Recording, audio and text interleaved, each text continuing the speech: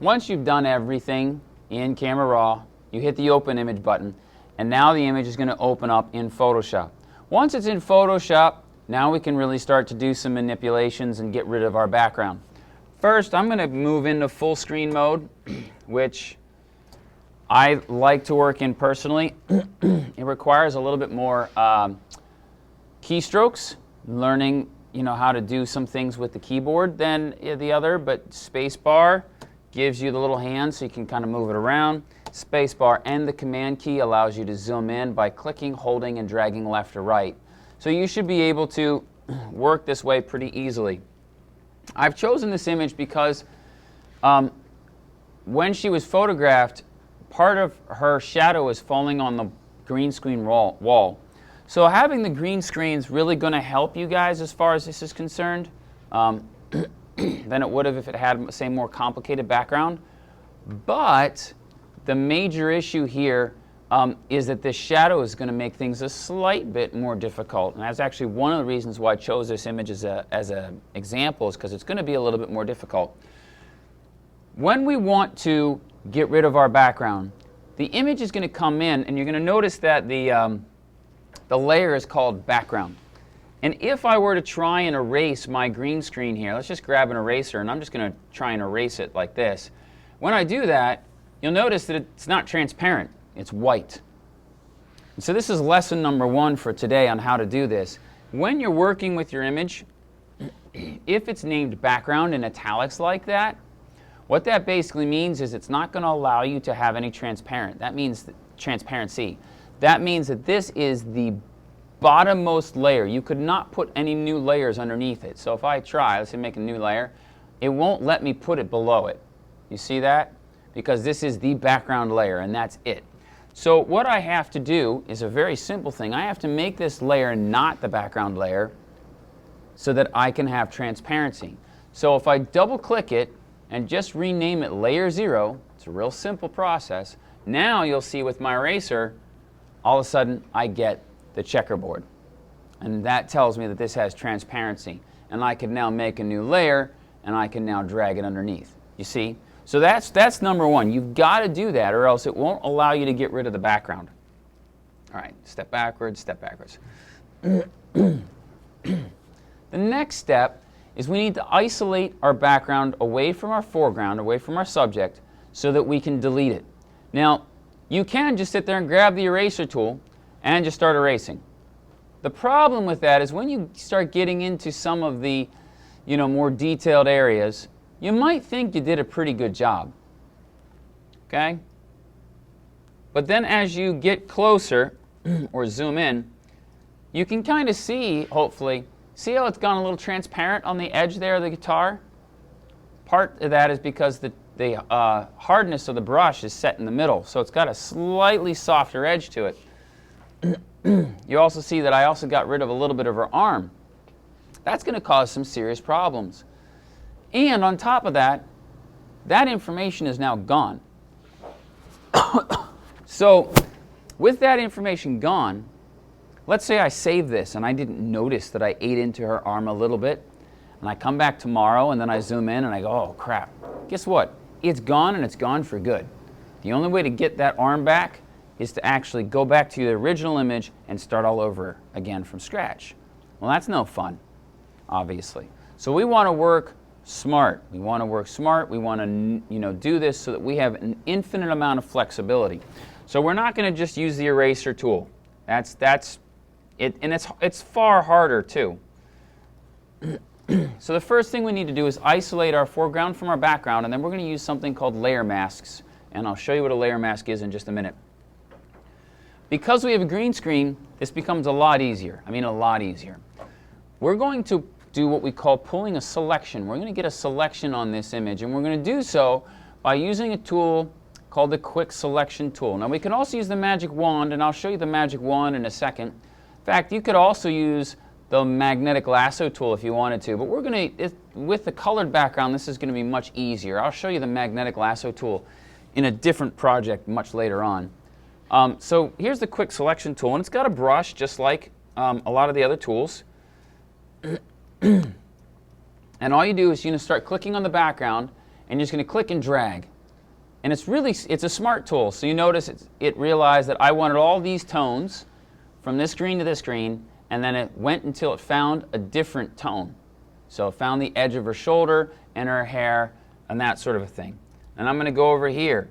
And you can see how it's got a plus in the middle of it. That's going to become really important in a little bit. But right now, that plus means I can keep adding to my selection. So I'm just going to keep dragging and clicking. Okay, now it made a mistake. You'll notice that it got rid of the guitar. And the reason for that is because it's pretty dark here, pretty dark here. It's looking at these contrasts, and it sees that there's more contrast here in the fingers, so it says, ooh, that must be it. Well, it's wrong. So what we're going to do is we're going to get that guitar, the top of the guitar back. So let me zoom in here. And then if I hold the Option key down, you'll notice that instead of a plus in the middle, it gives me minus. Excuse me. So if I have this minus, I'm going to click and drag just along here, and you can see it's learning from me, saying, oh, is that what you want? I get it. Okay. A little bit more there. And it refines the edge of the selection. See, I want those knuckles back here. See, it lost a part of the collar of the shirt, too. I didn't even notice that at first. So, you know, that might have been something that would have been easy to miss, you know, and then if I was using the eraser method, I could have missed that, and 3 days later I realized part of the cuff of her sleeve is missing, and all of a sudden I've got to go back and start all over again. So we don't want that. It also, just like many of the other tools, has different brush sizes. So with the bracket tools, the square bracket tools in the keyboard, I can size it down so that it can fit in here rather nicely, and I can get these back. And it's kind of a pushing and pulling thing. You add a little bit, then you subtract a little bit, then you add a little bit, and you subtract a little bit. And the computer's trying to learn what you want, what you're after as far as this is all concerned. But eventually you get a pretty decent selection.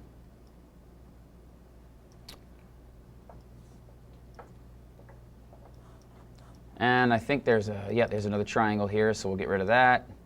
Select that. And so we've got most of the green screen all taken care of. The place where, oh, wait, no, we don't, because we don't have this big, huge section here. So let's get rid of that. There, that was easy. The big problem you're going to have, and this is with everybody, you're going to have some issues with hair.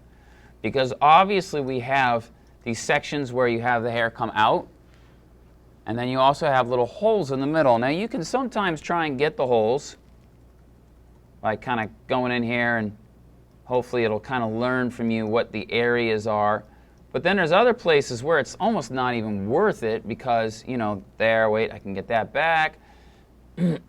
But this piece here, I might not even just do this piece. I might just let it go away because it doesn't really matter, and it's just going to cause me trouble because as I try to subtract it, it's going to add the whole thing, and then I want to add this, and then, it's actually kind of sort of coming up with a good solution here. But it can get really messy. These really light ones here, no. We're not even going to bother with those. We're just going to get rid of them. We're just going to let them just basically fade into the background. and we have a lot of options for that, as you're about to see, because a layer mask, which is what we're going to use, layer masks are very flexible in opacity, so we can actually make these kind of sort of show up. A lot of it depends on your background. So we're missing a little bit of her shoulder here, so let's get that back. Whoops, I hit the plus, not the minus. So there we go, the plus. And so what we've done is we've selected our background and we've isolated it pretty darn well. It's now on its own. We might have a few mistakes in here, but we're going to take care of those in a minute. So this looks pretty good. And now if I did it in the old method, before layer masks existed, because they haven't always existed, I just hit the delete key and I would delete my entire background. However, that's not how we're going to work, because again, that's a permanent change. Now the layer is permanently affected and it's not flexible. So 3 or 4 days from now, you realize you made a mistake, you're going to have to go back and redo it. So what we're going to do is we're going to add a layer mask. And it's hard to explain a layer mask. I kind of just have to show you. So we're going to go down here, and the button to add a layer mask is that one right there. See, add layer mask. And when I do that, watch what happens to our layer. Oops. Does anybody know why that happened? What was I selecting? The background or the foreground? No, I was selecting the background. I was selecting the green color. So Photoshop thinks that that's what I wanted to keep. So let's back up here. If you use your selection tool on the background, Photoshop's going to think you wanted to keep the background. So all I need to do once I've got a good selection is go up to the Select menu and hit Inverse. And what you can do is watch here. You can see the selection is around the background because it's got the little marching line around the border of the photograph. When I say Select Inverse, now it's only on her. And so now when I go and add my layer mask, ta-da, the background disappears. Now, here's what a layer mask is. A layer mask is simply black and white. And what happens is, it tells Photoshop that where it's black, that's now going to be transparent. And where it's white, it's going to be opaque. So if I take an eraser and I erase that black, like that, okay, whatever, and now I click out of the layer mask here, wherever there's white, it shows the original layer. Wherever it's black, it now makes the layer transparent. So as long as I just paint black back onto this layer mask, I can get rid of that again. You see? So it's very, very powerful because it's always, the information is always there. In fact, if you look at the thumbnail down here, you can see that in the thumbnail for the layer, the green background is still there. The information is still being saved on that layer. It's just the mask tells the computer that wherever there's black, it's going to be transparent. So you can now alter your layer mask by hand. So there are places where it's not perfect. Okay? Right here. There are places where it's not going to be perfect for almost anybody.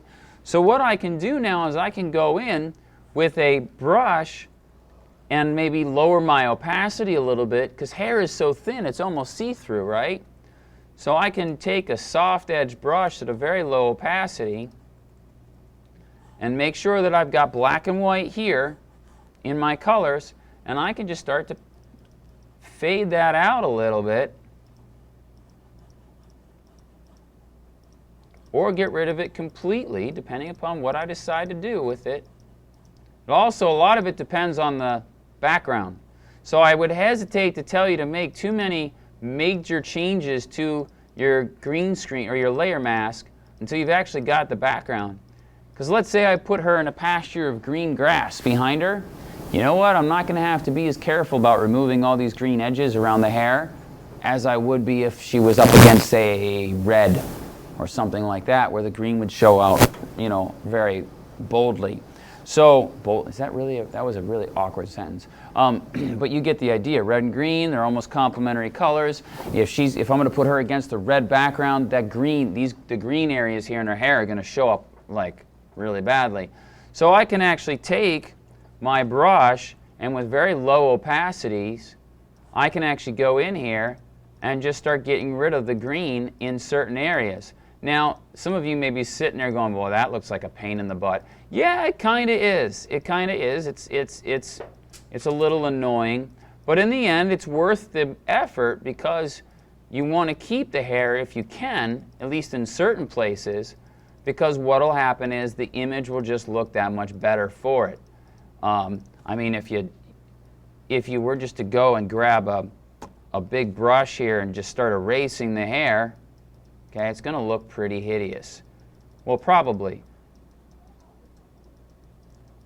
And on top of that, there's an ethical consideration here because now I'm starting to change who this person is. I'm actually starting to alter who she is as a person. And we could talk a little bit about the ethics of that sort of a thing, but you get the idea.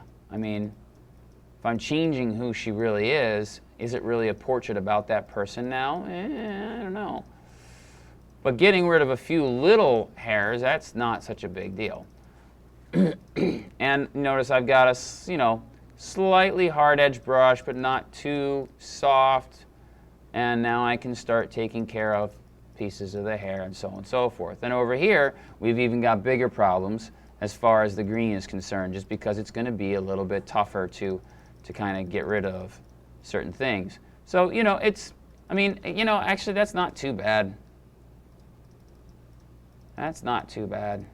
I might actually consider that, getting rid of some of the hair. Now here you're going to have a big problem, and here's why.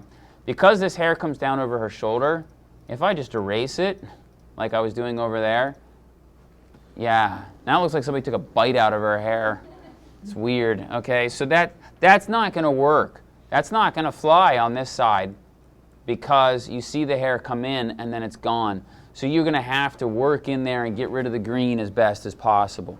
But the nice thing is, and one of the things that I like to do when I'm running a selection and trying to do quick mask and stuff like that, I'll make a new layer and I'll just fill it with with red or with some really ridiculous colors. So there's foreground color, or no, let's do just color. So click OK. It tells me to run a color. I'll just do a really bright red and click OK, and then fill that layer with red, and then I'll drag it underneath. And now it's really going to show me any places in the image where there's errors. See that along the hand? And you can see some of these little digs here where it didn't do a very good job. These need to be smoothed out. So this is where I'm going to grab the eraser tool, okay, get a smaller brush, and with the eraser tool, I can get some of that back. Whoops, what am I doing? I'm erasing the background. Yep. Oopsie. Okay, so get on my layer mask and start erasing the background, and I can start smoothing this out. Get the brush, make sure the hardness is up higher, and I can start to kind of paint in and get rid of that green edge that's there and smooth out the selection. So even though it's easier because we've got a green screen, it's not to say that there isn't a lot of work in getting a good selection done so that you get a good background all taken care of. Now, last major thing here, tip, I guess. Let's say I select, I click off of this or whatever, and I want to adjust my layer mask. So I click back on the layer, and I grab my black, and I start to paint. Uh-oh. What's wrong? What am I doing? Black. Yeah, why is it painting black on her? I mean, I've selected the layer. What's wrong? Aha, you guys are paying attention. Good. I clicked on the layer, not the layer mask. So this is really important, guys. If you just click like this, you click over here, it clicks the layer, not the layer mask. It selects that. See? Look at that. Oops. So it's really important. So let's undo this. Step backwards. There we go. It's really important when you want to alter the layer mask that you pay attention and you click on that. The other thing that's really important that people will make a mistake on is that you make sure that you've got black and white here as your foreground and background colors, not black and white. And here's why. If I've got black and white, and when I paint white, now the brush is going to do the opposite of what you think it's going to do. It's going to actually paint in white, which is going to add not add opacity, but add opaqueness. It's going to make the background show up. You have to have black. Click those little arrows, and now I can. It's the headless guitar-man. There you go. Guitar woman. The headless guitar woman. It's awful. Sorry. So you have to be careful. The other thing you have to be careful about is what if it's not perfectly black? What if it's gray? Well, if it's gray, then what ends up happening is as you start to paint, it does like a medium transparency. See that? so that it's slightly see-through. Now you can use that to your advantage, okay? But at the same time, it's just important to realize that usually what you want to do, don't use gray, use black, and then if you want transparency, you adjust the opacity of the brush up here, and then you can fade things in. So if I take the opacity down, nice and big, I can fade in the edges of the hair here like this, so that they're still there, but they're softer. Now the problem with that is it starts to look like she's blurry, you know, and out of focus or something like that. And it doesn't match the rest of her head. And so then you end up finding out that you have to start making these global corrections where you're trying to make the whole back of her head fuzzy, and then you realize that didn't work, and so you just wasted a bunch of time because you didn't want to take the time to go in there and actually paint in between each, you know, every little strand of hair. That's never worth it, okay? But the good news is, even though I made this mistake, I can still go back and get all this back. Just grab my eraser tool, zoom in, okay, and I can get the hair back just by using the eraser tool. Now, if you go too far, it might actually be easier just to delete the whole layer mask and start all over again with your quick mask selector. So let's say I messed up, okay? Take the layer mask, drag it down to the trash can, down here in the layers palette, and delete. Now it's going to ask you, do you want to apply the layer mask? If you hit apply, it's going to delete everything from that layer, and now it's no longer flexible again. So that's not a good option. We don't want to do that. What we want to do is we want to delete that layer mask, and we do not want to apply. So we just delete the mask, and now we start back at 0. Now let me explain really quickly the Magic Wand tool, and then I'll let you guys go on your way. The Magic Wand tool is another selection tool. I guess it's called a selector. But you'll notice that when you click, it does a little less work all at once. But you can hold the Shift key down, and you can actually do a real decent amount of work with it. The biggest problem with it, well, see, actually, the biggest problem didn't happen. I was expecting that to...